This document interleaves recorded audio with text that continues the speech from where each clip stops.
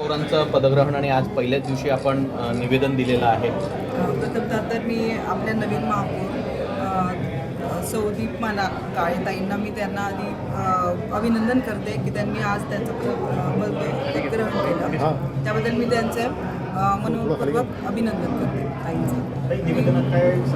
निवेदनात मी गेल्या अडीच वर्षापासून प्रवासात असल्यामुळे बरीचशी कामं थांबलेली आहेत.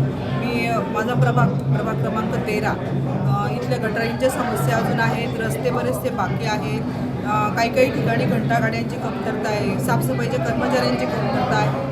तर या संदर्भात मी मॅडमांना निवेदन द्यायला आज आलेले आहे. खरं आता भाजपची सत्ता आहे, मात्र आपल्याला खरं तर निवेदन द्यावं लागतंय आज महापालिकेत.